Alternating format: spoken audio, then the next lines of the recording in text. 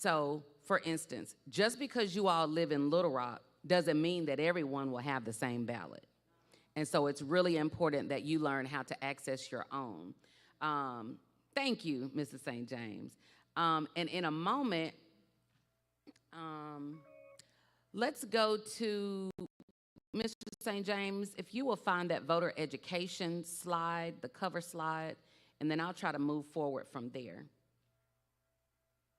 There's a part of this presentation where I talk about voter education, voter registration, but we're beyond that point now, at least for the present time, because the last day to register to vote in the November 5th election was this past Monday. So the deadline to register for the November 5th election has passed. However, let me just throw this in for good measure. It's never too late to register people to vote. Never. Because what you know for sure is there's going to be another election. And so if someone has missed the deadline, encourage them to go ahead and register and don't wait. Because here's the thing, there may be runoffs from this November election. And if they go ahead and register, say tomorrow, they will be eligible to vote in the runoff election, although they may not be eligible to vote in the November 5th election. So it's important that we keep this dialogue and this social action going, because there's always something going on that's going to need our vote, our time, and attention. Okay, so I'm back, Mr. St. James. Let's go back to that slide, if you will. And if you'll advance that slide, yes. Yes, sir. All right, so to register to vote and to vote in Arkansas, I'm just gonna highlight a couple of these things because this is something else that doesn't really come out. If there are individuals who have been convicted of felonies and they have discharged their sentence, meaning they're not reporting to parole or probation, they've paid all fines and fees, court costs, all of that's done, they are eligible to restore their voting rights. They are. Yes. Well, part of it, though, to your point, part of it is that sometimes they just don't know. And that's why I like to share it everywhere I go, is that a lot of people feel that once someone has committed a felony, that along with other rights that they have given up, they have forever given up the right to vote, and that's not true. Once the sentence has been discharged, they can restore that right to vote. Mr. St. James, if you'll advance that slide. Was there a question, sir? Okay. Next slide, please. Next slide, please. We're gonna go through some of these. Next one. Next one. Okay. Here's where I want to start. How do I prepare to vote? How many of you have, and I'm a very interactive person, so I'm probably gonna be calling on some of y'all, asking you some questions. How many of you have a vote plan? If you do, raise your hand. That's a great question. Somebody said, what is that? Okay. Ma'am, with your hand in the back, you have a vote plan? Would you mind sharing what that plan consists of? Say it again. I'm sorry. Oh, understood, understood. Anybody have a vote plan where they're comfortable sharing? Okay. Yes, sir.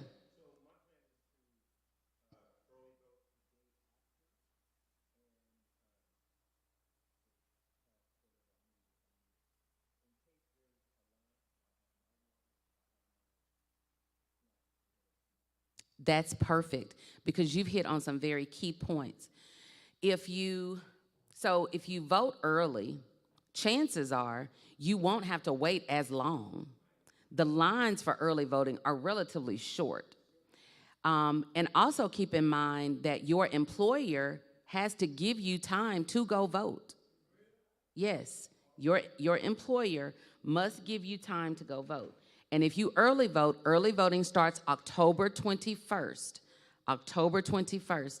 And one of the things to remember, particularly if you have medications that you need to take, you want to make sure and have those, have water, have snacks.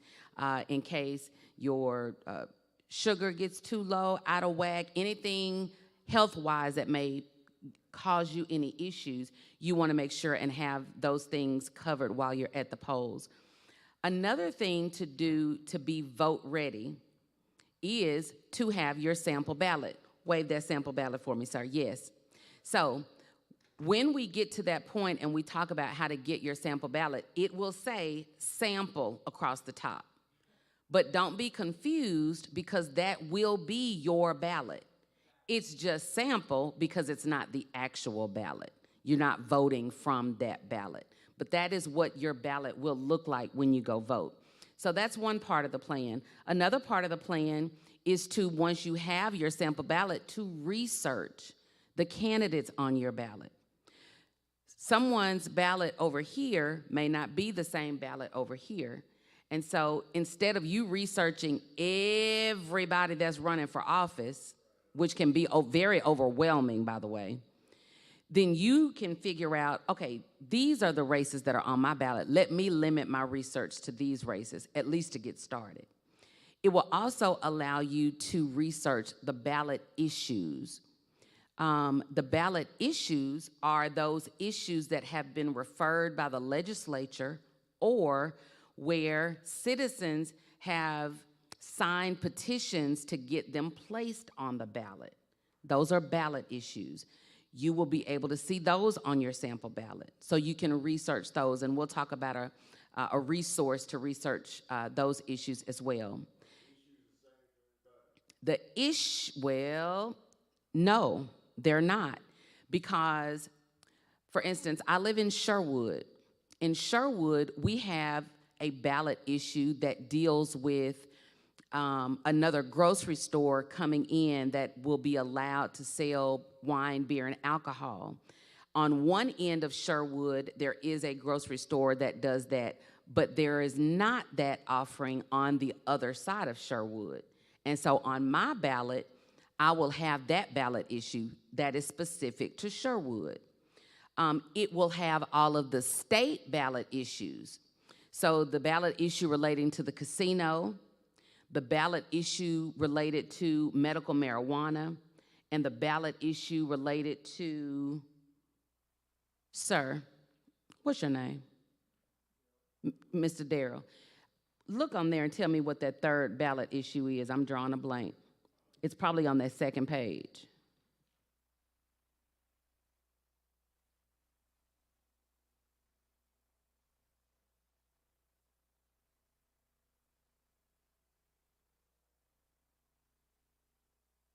Let me see.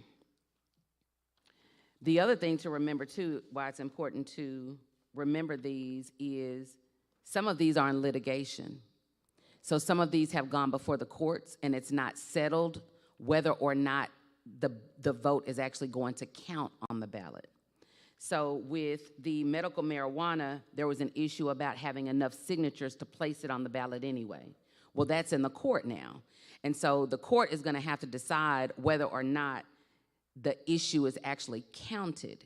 So what I'm telling people is vote however you want to vote, and then let them decide if it's going to count.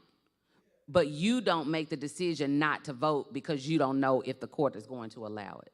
So you vote like you know it's going to count, and then let the courts decide if, in fact, it's going to count. Oh, okay, for instance, this one is in North Little Rock. There is a meal tax, a school meal tax for some individuals in North Little Rock. Well, Little Rock may not have a meal tax.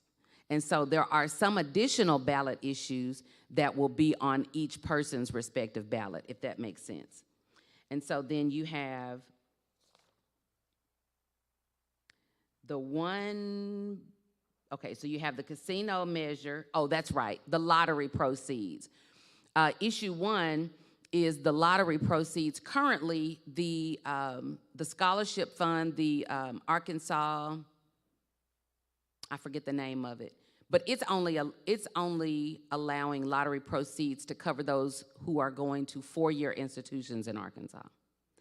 This ballot issue would allow the lottery proceeds to also be given to individuals who are attending vocational or technical schools. which to me is a good idea because many people are skilled and have trades that may not have a 4-year degree and may never intend on attending a 4-year institution. Those individuals should not be penalized from receiving scholarship funds simply because they're not going to a 4-year institution or because they're choosing to attend a vocational or trade school. So that's issue number one. That will be on everyone's ballot. The casino measure for Pope County, that will be on everyone's ballot. And then the other one with the medical marijuana, that will be on everyone's ballot.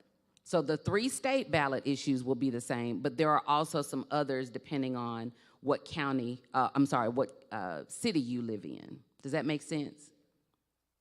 Perfect. Okay, so that takes care of our vote plan. It's important to have a vote plan. Can you say vote ready? That means you are going to have everything you need to be vote ready when you go to the polls, including identification. Take your identification, again, to make sure that your vote is counted and your vote is heard. Next slide, please. Yes.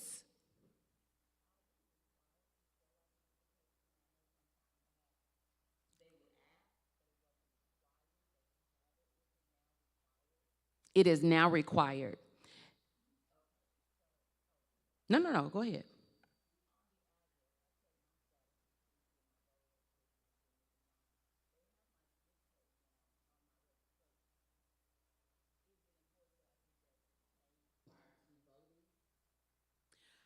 I would recommend it. I don't think it will be fatal, meaning I don't think it's going to prevent your vote from being counted. But I try to tell everybody, if at all possible, try to go ahead and shore that up and clean that up just so that there are no issues. So if you have time, I would encourage you to do it. If you do not have time, I would just make sure that if there are any problems, and this kind of goes into what we call voter protection as well. If you get to the poll and you have any problems, make sure that you vote before you leave. That may be a provisional ballot if they give you some pushback with the zip code.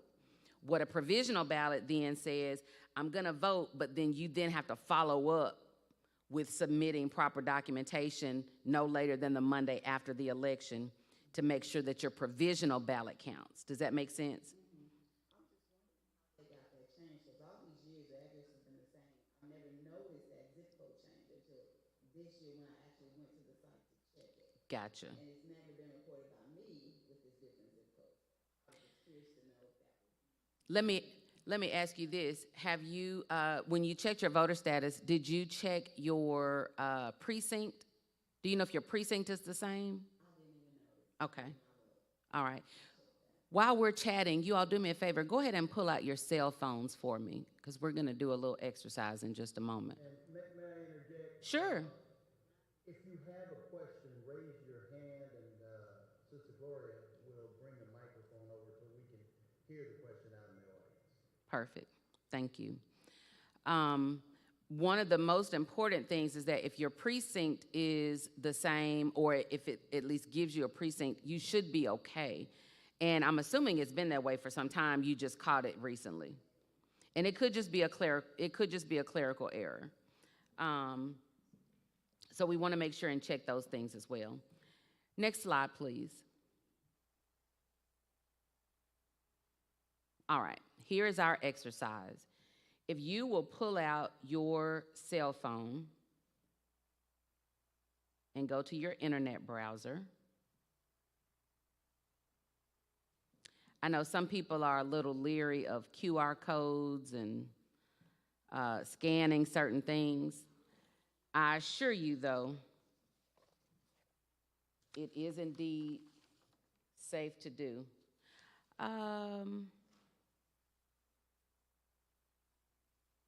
And I'll tell you what else I'm going to do.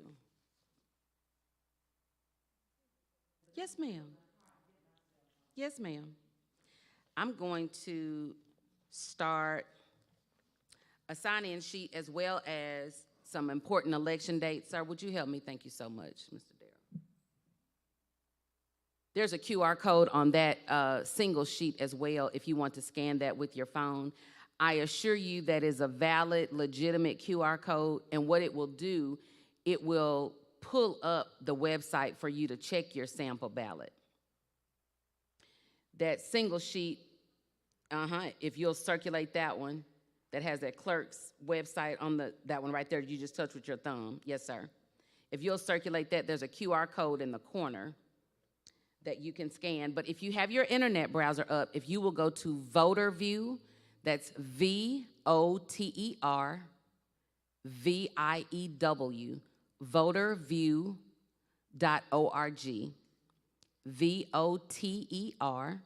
VoterView.org.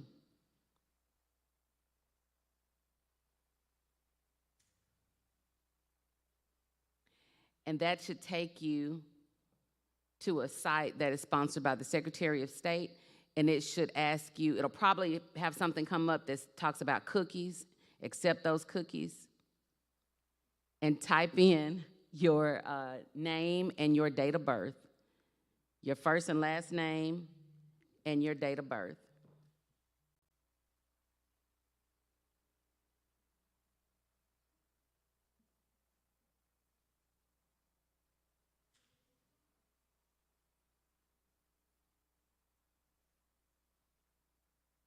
Anybody need help getting there? VoterView, VOTER. Go to your internet browser.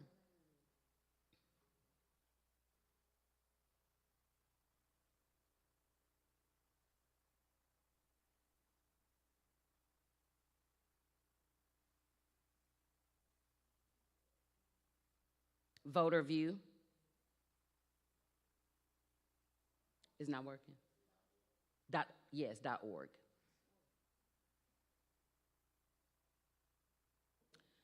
You know, some people, depending on what browser they use, have been getting that message. Voterview.org. Does anyone have it up? Perfect. Okay. And did you enter your information and click look up? Okay. Now, if you look, you should see a hyperlink. It should say, does it say ballot style, ballot? Yes. Click that hyperlink. And also, the slip of paper that was being passed around earlier with those steps, that is what this is for. So those steps, I'm taking you through those steps now. And so if you click on the hyperlink, it's going to pull up your sample ballot.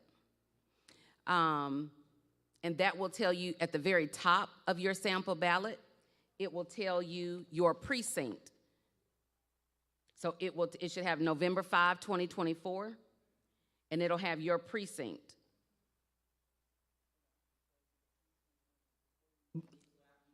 It sure does. Before you even click on the hyperlink, it shows you, it gives you your name, address, and it shows you your precinct number and your location. And then when you pull up your sample ballot, it will show you there again at the very top. And one thing I want to make sure we talk about too is voting the entire ballot. We call that voting the down ballot. We don't want to stop with president because that's a very important position, no doubt.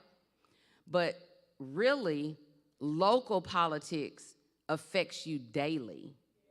And so we want to make sure and vote the down ballot because those local races and issues are at the bottom of the ballot. That's what we call the down ballot. And so some of you may have city council on there. Some of you may have aldermen. Some of you may have, like in North Little Rock, there is a mayoral race. It's not contested, but it's on there. Are you in North Little Rock? Okay. You look like, wait, I didn't know about that. But there's also some judicial races as well. Those judicial races are also by districts. So some of you may have some on there, some of you may not.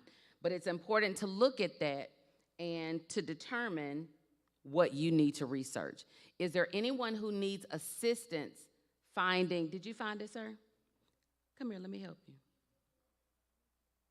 Voter view, and it wouldn't pull up? And wouldn't do it there either?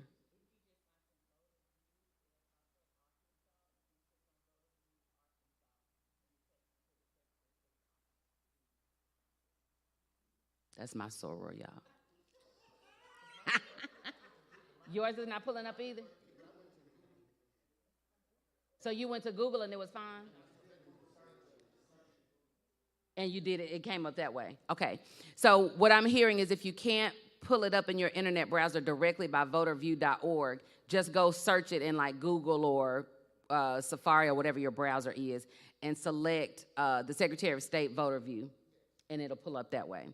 Now, did you actually see your sample ballot?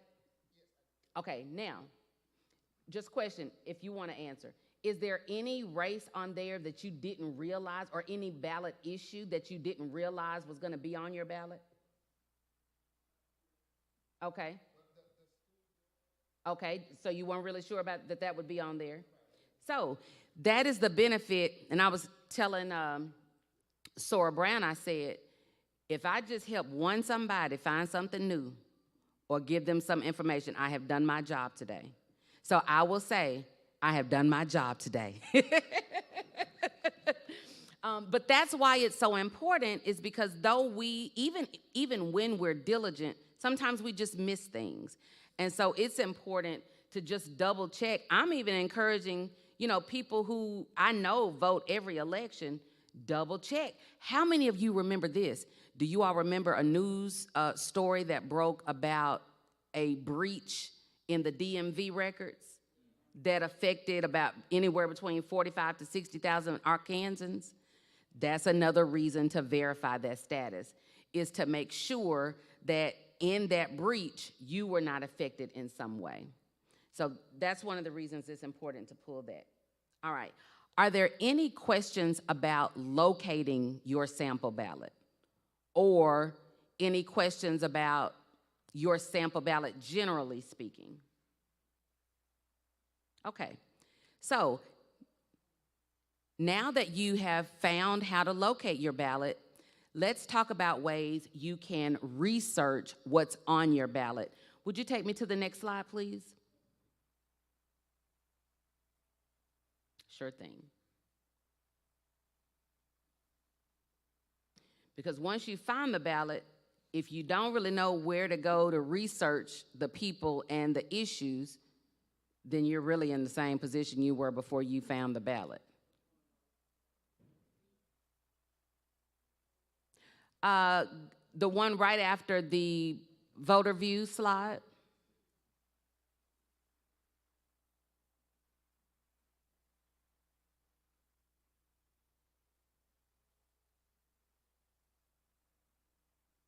Next slide.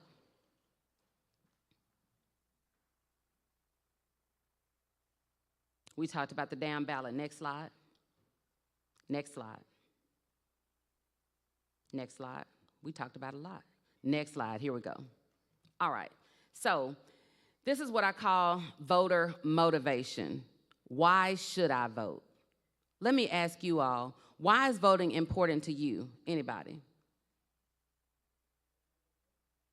That's okay. Why is voting important to you?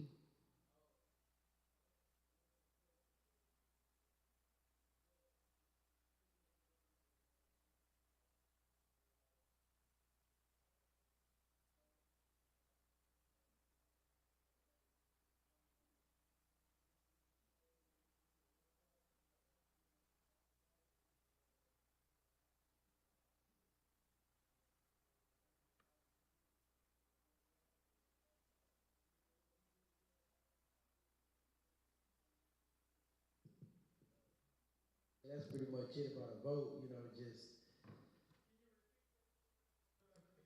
oh yeah, just the vote is more like they want to make sure that they got the accurate vote as far as like what they think and what sacrifice they got to make to put whoever's in the office, whatever, you know, problem or error come up, they'll be able to look back at the votes and be able to say, well, we know what's accurate about this person and the reason why this person ain't in the office. It literally, yes, thank you. And I think there was a hand up here. It literally is important to make sure your voice is counted, that what you want to happen is what you are voting to do. And we had one race here in Pulaski County that was decided by one vote. So that really happens. It was one vote, and that vote came from overseas.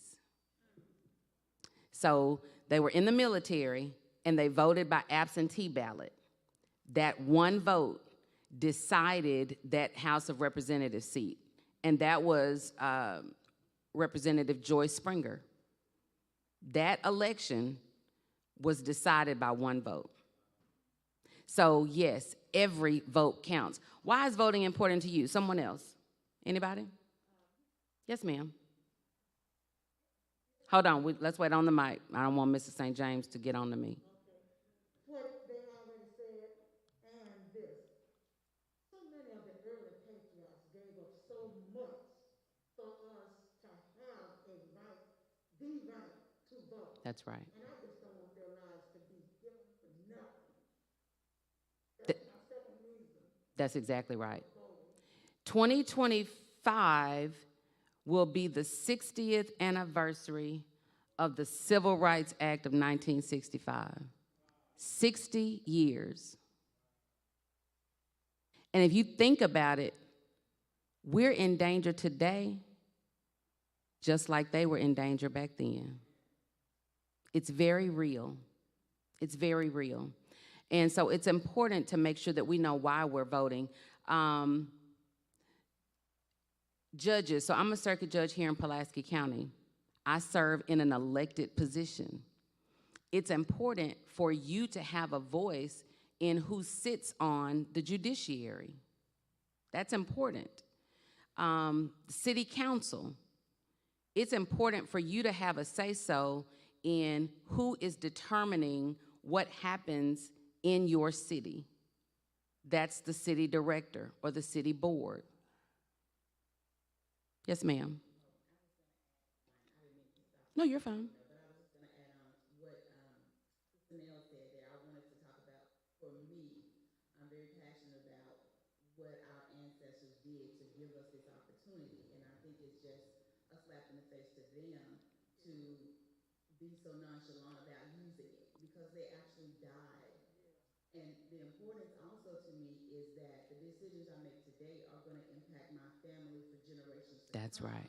The decisions we make today, you have children, grandchildren, and on their children that come, that can be impacted for years on down the road. So it's not something we should take lightly. That's correct. I will share with you this really brief point. Since we're in church, I think this will really fit to make the point live a little bit. There is a story in the Bible that talks about the daughters of Zelophehad and how they went before Moses and the high priest Eleazar because their father died and had no male children. And they went and said, well, why should our father's name be discontinued because he died with no male children? Essentially saying, we're here, we're his children, we deserve a part of that inheritance. And so because they approached that situation with the right protocol, they approached it in a way that was not disrespectful to the custom of that day, but merely as a way of advocating for themselves. Moses took it to God, and God said, they're right. They're right. They deserve this inheritance. Well, just like our ancestors fought and they advocated on our behalf for us to have this right, it is our inheritance to vote and to be able to speak up for what we know is right and the conviction that we have. And so it is a slap in the face for us to sit on that right and to not exercise that right when people, I'm talking blood, sweat, tears, and life that they gave so that we could have the right to vote. And so it is incumbent upon each and every one of us to make sure if we encourage the people in our immediate circle to go vote and everybody did that, then we would have more mobilization to the polls. And so that is another reason to vote, is just simply out of respect. If you can't find any other reason, just out of respect for those who fought and died for us to have that right is super important. Even things about minimum wage. I see some younger folks in here. Ma'am, may I ask how old you are? Are you working yet? But you're gonna be looking for a job, aren't you? Because you're gonna be wanting to buy your own clothes and do your own, oh, I got a witness up here. Do your own thing. Yeah, so it's important to you what minimum wage is. Isn't that right? It's important to you to know how much you're gonna get paid. That's all determined by people who are elected to office. And so I like, for instance, we were talking about the felons being able to restore their voting rights.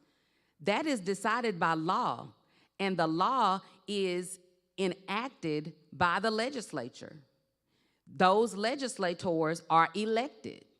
So voting touches every area of our lives. When you talk about public education, when you talk about employment, you talk about housing and habitability standards and whether landlords are required to maintain a certain level of habitability and all of these things, that's all determined by a vote.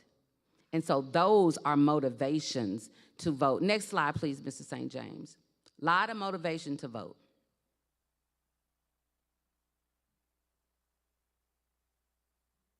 All right. What races should you care about? And we talked about this briefly in talking about the down ballot, all of them. You should be concerned about all of them on your ballot. There should not be a race or an issue where you do not vote. And even get in the habit, you'll have some races on your ballot that are uncontested, and you'll just have one block or one circle that covers all of the uncontested races. Get in the habit of checking that. Even though they're uncontested, it still needs a vote. So get used to marking those uncontested boxes as well. Next slide for me, please. Well, that's a fair question. But I can guarantee you they're probably gonna win. But personally, I mean but here's the benefit, here's the difference, or here's the problem with that. If there's one person in there that you really don't want to win, but there are 3 that you do, then you probably ought to go ahead and click that circle. Valid question, I ain't mad. Valid question. Any other questions before we press? All right, oh, next slide, please. We talked about the ballot issues, next slide. Okay, how do you learn about the ballot issues? So this is a really, really good resource. And if you just Google the U of A division, is long, and I apologize, I don't have any other way to shorten it. So you can Google Arkansas ballot issues. That's probably a shorter way. Arkansas ballot issues. And when you see the U of A Division of Agriculture, Research, and Extension, it's long, it's a mouthful. But you may see something that says Cooperative Extension, U of A Cooperative Extension.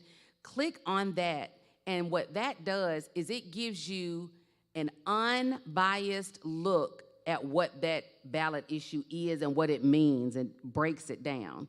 See, when you get in the ballot box, ain't nobody got time to be reading all this fine print. Ain't nobody got time for that. And truth be told, ain't nobody taking time to read it. It's just not happening. One, you got to make sure you got your good glasses, and then you got to make sure the lighting is right so you can see. And then after you read it, you got to try to figure out what it means. Well, I'm a lawyer. I've been doing this for 23 years. I still have to look it up and see what it means, because the language sometimes is confusing, and quite frankly, sometimes that's intentional. It is written in a way that is confusing. And so this resource gives you information on who sponsored the ballot issue, like who was behind it. It also gives you information on the pros and cons, and it breaks it down in everyday language, not legalese to where you can't understand it. And so this resource is super important. And it'll also give you updates on, you can go to the next slide. It also gives you updates on where it is in the court system and whether or not they anticipate that those votes on those issues are going to be counted. Next slide, please. Thank you. You can go to the next one. Voter transportation. So we do not have a global or a unified, if you will, system of voter transportation like I'm sure some of you will remember Souls to the Polls, where churches were actually taking people to the polls to vote. That was actually done when polls were open on Sundays. So it made it really easy to do, because much like you all are having me come in after Sunday morning worship, after Sunday morning worship, Souls to the Polls said, okay, let's get in this van. We're going to take y'all to the polls and let's go vote. Well, we don't have anything unified like that. However, there are some churches who are providing transportation assistance, even if you're not a member of that church. I know for a fact that St. John on Roosevelt and Main is providing transportation, as well as St. Mark. You all have a great Sunday. Happy Sunday. Thank you. If you look at, if you contact one of those churches, so St. Mark or St. John, if you need assistance or if you know of someone who needs assistance, I've already inquired. There is no requirement that you be a member of that church to receive assistance to the polls. So make sure you check on that and get that information. And Sora Brown, I'll get at least, well, I think I've got both numbers. I'll get them to you in case you want to share them, because I believe there's also a link where you can go to and just choose a time, and then they will contact you to schedule that appointment. So that transportation, and my last point on transportation is this.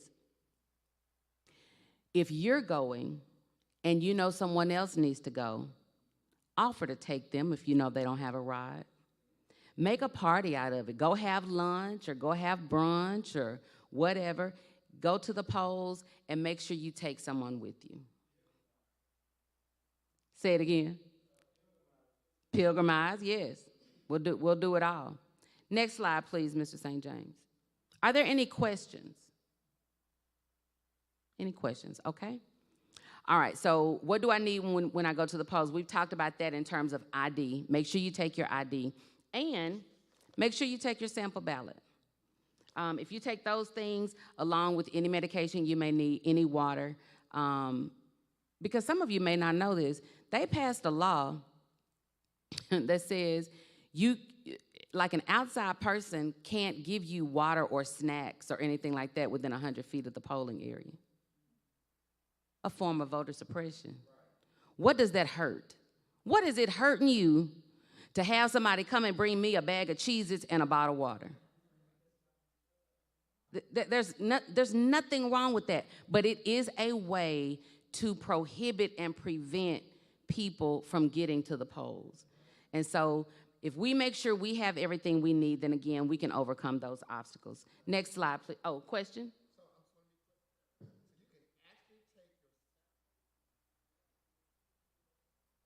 You can. No, in fact, you can take your cell phone too. Now, you can't talk on the phone while you're in there, but for instance, if you have your sample ballot downloaded to your phone and you know how you can edit, like if you take a picture, you can edit it and add your check mark and all that, you can take your phone. They can't stop you from doing that. The only thing they can stop you from doing is talking on the phone. That's it. But you can take it in there and you can open it and you can look. You can take your paper and you can sit at the ballot and you can say, okay, I got this, I got that, and they can't do anything to you. And if they do, make sure and ask for the judge, because there are judges at these precincts and at these early voting locations. And their job is to make sure that the poll workers are doing what they're supposed to do, not interfering with the right to vote, but making sure that you have access to the ballot. So if you have any problems, ask to speak to the judge, but at the end of the day, do not leave without voting. If there is an issue and you feel like you need to leave and come back, that's fine as long as you haven't started the voting process. Does that make sense? All right. Next slide, please. All right, we talked about where you can get assistance. I've named those churches who are offering assistance. Next slide, please. Okay, so that's real fine print. I can't even see it myself. But here are the major dates to remember moving forward, because a lot of those dates have already passed. Early voting starts when? October 21st. Now, it's important to remember, and I'm sure all of you know this, for early voting, you can go to any early voting location, any of them. But on the day of the election, which is when? November 5th, you can only go to your precinct. So you can only go to your precinct on November 5th, but leading up to that, any early voting location you can go to, whether that's your precinct. If you work in North Little Rock, but you live in Southwest Little Rock, you can still, if you want to go on your lunch break in North Little Rock, you can for that early voting location. All right. Any questions at all? Yes, ma'am. Okay. And, I had to, thank you. As I said, I do early voting, and the last time I voted, they asked me for the identification. I provided it. Okay. But the lady asked me how old I was. And I said, ma'am, it's on the identification. She said, I need you to tell me. That's what she said. And there were three other people, when she was sitting here. There were three of them together. I said, ma'am, it is on the identification. See, my driver's license had not expired. They're still good. I said, ma'am, it's right here. She said, I need you to tell me. You have to speak it. No. Yes. And Now, how do we handle things? ask for the judge. Ask for the judge. Ask for the judge. So is the judge on that premise? Yes, there is a judge that is right there on that premises at all times. How do we find out who the judge is before we go in to begin the voting? Ask them, so when you first go into the precinct, just ask them who the judge is. Before you ask for a ballot, before you do anything, just ask them, may I speak with the judge at this location? Okay. Mm-hmm. No problem. Yeah, and that's not a question that's proper. No, that's not an appropriate question.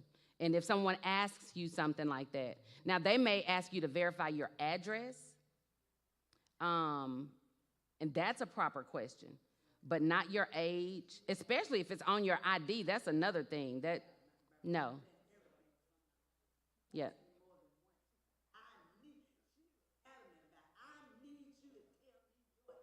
No, ma'am. Inappropriate. Inappropriate. Yes, ma'am. I have a question. You're saying that if you're in another area and you want to vote there, but your precinct is in Yes, ma'am. another. So when you vote in that other area, will they pull up your ballot that you? Great question. Yes, ma'am. So in early voting, they have access, because they know that you can vote anywhere. You wouldn't, because your ballot is still your ballot. So when you go early vote, it's still going to pull up the ballot that you pulled up today, even if you're voting outside of your precinct. Now, here is something to remember, too, and I don't know if this is something you all have ever experienced. There are, well, not at this point. During the primary election, you can choose a Republican ballot, a Democrat ballot, or a nonpartisan ballot. I just want to share with you generally what those means. Obviously, you know the difference between Republican and Democratic because they'll have those respective candidates on there. But for nonpartisan, you don't ever want to only choose a nonpartisan ballot because all that will be on there are the nonpartisan races. So for instance, judicial offices are nonpartisan races. We don't run as Republicans or Democrats. We're nonpartisan. So if you choose a nonpartisan ballot, you're only gonna get a ballot that has nonpartisan races on it. So I encourage people to choose one of the other ballots. I'm never going to stand somewhere and give a voter education, voter motivation, and voter transportation seminar and tell you how to vote.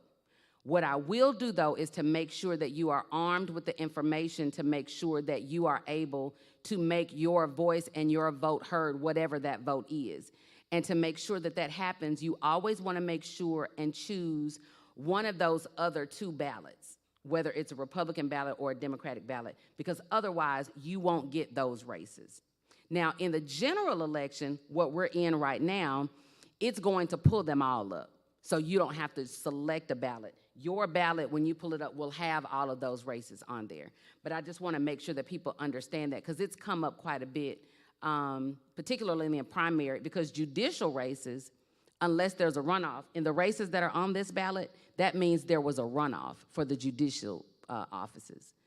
These people, for judges, were also on the primary ballot, but there was a runoff, so now their runoff is in the general election for partisan. Does that make sense? So you always want to make sure and choose one of those two. If there are two, sometimes there's three because there's the independent. But you always want to make sure and choose one of those ballots, not just the nonpartisan ballot. Any other questions? Make sure you look at the times that the early vote locations are open and what time they close. Also remember that on election day, or on any day, as long as you're in line by the time it says the polls close, then you can vote. So don't let anyone come out and say, well, it's 7:30, the polls close, y'all can't vote. If you're in line, then you stay in line until you vote. That is permitted by law, and no one can tell you to get out. Any other questions? Yes, ma'am. Hold on just a minute. Hold on just a minute. She's going to bring you the mic. You said that I may be asked to verify my address? Yes, ma'am. Okay, if my identification and my actual address do not match exactly, am I going to be still committed to that? You should, but is there a reason why your addresses are different? On my identification and on my actual address, Yeah. I moved down the street. Okay, so I will go back to what I said earlier. If I were you, I would complete a change of address form, because you would be amazed at how many people think, even just across the street, like there could be a boundary that literally cuts off you and your neighbor across the street. And so even though you've only moved a few houses down the street and you're thinking, well, surely my ballot's going to be the same, you don't know that for sure. And so if I were you, I would do a change of address form immediately to make sure that you're actually voting where you live. So your identification is your old address or your new address? It's my old address. Okay, and so you haven't updated your ID. It's not turned yet. Your voter, where you registered, are you registered at the old address? Yes, ma'am. So your ID and your voter address is the same then? Okay. Yes. If you give them your ID with that address where you vote, you're gonna be fine. I thought your ID was your new address. Then just show them your identification. When they ask for your address, give them the address on your identification, because that's where you're registered to vote, is with that identification. Does that make sense? Okay. Yes, ma'am. I have a question. Kind of piggyback on her question. Since she does that, if she doesn't do it in early voting, she has to go to her old precinct. Is that correct? That's correct. So if you do not early vote, then you make sure you vote at the address or the precinct that comes up when you verify your voter status. And that's gonna be the same until you change it, until you change your precinct. Does that make sense? So when you pull up your sample ballot, at the top, it's gonna tell you where to vote. If you decide to wait until if you decide to wait until election day and you go to your precinct, make sure you go to the precinct that's on your ballot. Got it? Okay. You're welcome, thank you. Any other questions? I have enjoyed myself, and I really appreciate you all, yes. And if there's anything I can do, if you have any questions in the meantime, if Sora Brown cannot assist you, she can call me and I will make sure and get an answer.